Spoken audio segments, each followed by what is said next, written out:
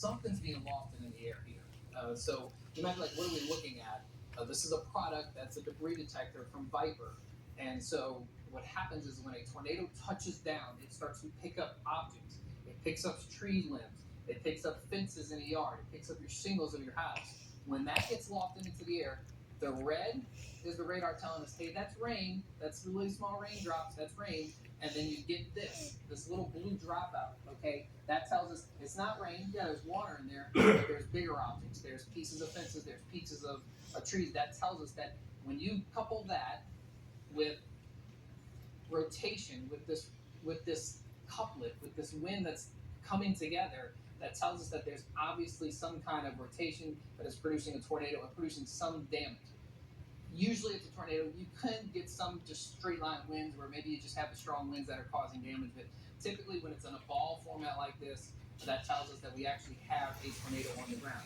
It's not as pronounced as it's gotten close to Luling. It's not as pronounced, but we still need to be in our safe place. Luling, other side of the river, Destrehan, need to be in your safe place. We have a confirmed tornado that is on the ground in those areas. Jumping back to the North Shore, because we're going to be following this cell on the North Shore, moving into the Fontainebleau State Park area with an obvious signature for a water spout. Now, this formed over the lake, formed as a water spout.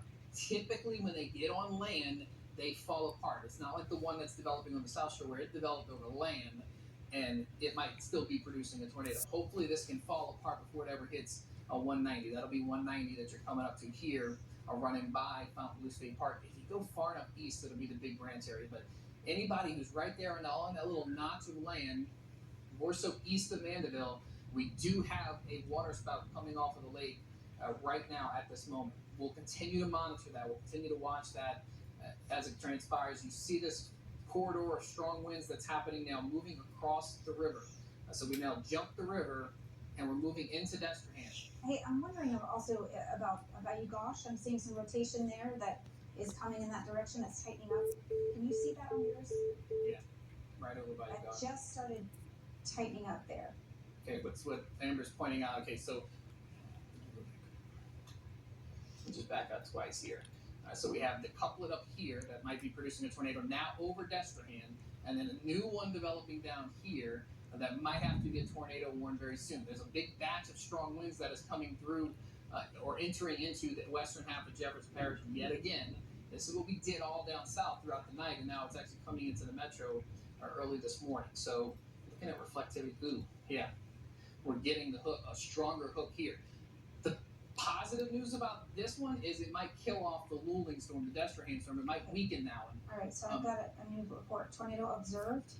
Okay. Remains. Sorry, it's a continuation. So still observed. This one that's you were following there, in Luling, or near Luling, with the debris signature. And a 46 miles per hour wind gust at the middle of the causeway, which, considering some of the wind gusts we've seen in the radio, that's not that bad at this point. But let's let Josh keep going south. Tell him to keep going south now, because I don't want him to be in the way of this new one, which might be developing into a tornado near Bayou Gauche. You see the hook that's starting to form here. We're starting to get that notch going. Not tornado warned yet near Bayou Gauche, but that could be coming. Still have the confirmed tornado past now Luling, passing into Destrehan, and this will continue north along 310. It is going to move very quickly over Airline Highway. It's probably already there. Once you get to Airline Highway, you then get into more of the spillway spots where you start to lose any type of population up here. So Destrehan, it's over your head right now. Luling, it's by you. You can get out of your safe place in Luling, you can get out of your safe place in Boutte. But if you're in Destrehan, I need you putting as many walls between you and the outside as possible.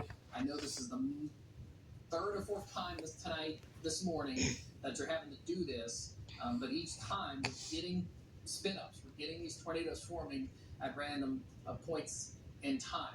Heavy blinding rains are now filling up the western half of the metropolitan area of New Orleans. Kenner, you're going to start to see street flooding very quickly over the next 30 minutes. It is going to continue. Unfortunately, this line is not going away anytime soon, and we are starting to push some of that heavier rain deeper into the city of New Orleans. So playing this out, just want to kind of see if we notice anything. That's the tail. I mean, I guess the positive news is when this crosses over, maybe we put an end to this, at least on the South Shore. But right now we still have a period of time to go. Let Josh keep moving, because eventually Josh is going to get out of this rain and he's going to be in clear skies going home. But now the water will still be high in home, so we have to take note of that. We have Josh right now, because it does look like his weather has improved. Can you hear me, Josh? Hey, yeah, I hear you, Zach. You got me? Y'all hear me? Yeah, we got you. Now, you were very close to when that tornado debris signature showed up on radar. You were very close to that. So, did you see anything sketchy as you were driving by? I did, like, it's still dark, and I don't mean, and if I laugh, I promise you it's not because I think anything's funny. It's just listening to Zach, I know when he was telling us, get out of harm's way, it was getting extremely hairy, kind of right where we were there near Luling. The rain really, really picked up, the wind got really bad, and I could tell that the cars around us were also sensing stuff because people were pulling over wherever they were. People were kind of like pulling into businesses or driveways or what have you, getting off the road right around the time that we were kind of doing the same thing. Now we are headed towards Homa. And I did want to make something. The reason why I wanted to talk to Zach, and I want to let the viewers know too, that whole stretch along 90 that was without power for hours.